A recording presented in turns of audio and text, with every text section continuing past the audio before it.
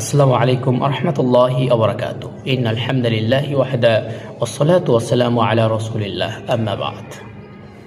জিলহজ মাসের অনেক ফজিলত রয়েছে, আমরা অনেক শুনেছি, আজকেও শুনবো ইনশাআল্লাহ। তবে এবার ভিন্ন হবে। কেন? এবার আমরা মানার চেষ্টা করবো ইনশাআল্লাহ। এখানে আমরা সহিহুল বুখারীর 969 নাম্বার একটি হাদিস আমরা আজকে জানব।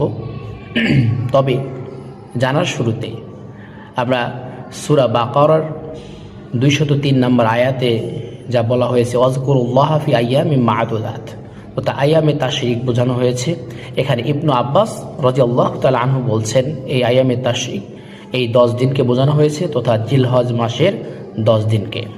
তো আমরা এই হাদিসটি শুনে নিই। ইবনু আব্বাস রাদিয়াল্লাহু তাআলা আনহু থেকে বর্ণিত, তিনি বলেন নবী করিম সাল্লাল্লাহু আলাইহি ওয়াসাল্লাম বলেছেন, এই জিলহজ মাসের প্রথম 10 দিন তথা আইয়ামে তাশরিকের আমলের চেয়ে অন্য কোনো আমল উত্তম নয়। সাহাবারা জিজ্ঞাসা করলেন যে জিহাদও কি নয়? তিনি বললেন জিহাদও নয়, তবে ওই ব্যক্তির কথা ভিন্ন যে নিজের জান মালের ঝুঁকি নিয়ে জিহাদের মাঠে যায় আর ফিরে আসে না। তাহলে দেখেন এখানে কত একটি আনন্দের সংবাদ আমাদেরকে দেওয়া হচ্ছে, আলহামদুলিল্লাহ। সেটি হচ্ছে জিহাদের সাথে তুলনা করা হয়েছে এই 10 দিনকে। জিহাদের কত ফজিলত! আর জিহাদে যে কোনো সাধারণ মুমিন যেতে পারে না, এর জন্য অনেক ত্যাগ উৎসর্গ প্রয়োজন, প্রকৃত তাকওয়াবান হওয়া প্রয়োজন, তারাই কিন্তু জিহাদে যায়। তাহলে দেখেন এই 10টা দিন এত গুরুত্ব দেওয়া হয়েছে যে জিহাদের মাঠে কত ফজিলত। জিহাদের মাঠে যারা মারা যাবে সে শহীদি মর্যাদা পাবে। আল্লাহু আকবার। তাহলে এই 10টা দিন আমরা জিকির আজগার বিভিন্ন ইবাদতকে স্পেশালিভাবে আমরা পালন করার চেষ্টা করব।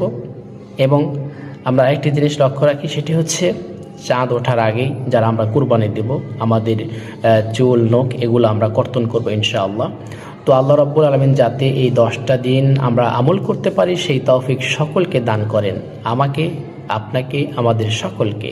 আল্লাহ রাব্বুল আলামিন আমাদের সকল মুসলিমকে হেফাজত করুন, আমাদের সকলের ঈমানকে আল্লাহ যেন সুরক্ষিত রাখেন এবং শয়তানের ওয়াসওয়াসা থেকে রক্ষা করেন। আমিন। আসসালামু আলাইকুম ওয়া রাহমাতুল্লাহ।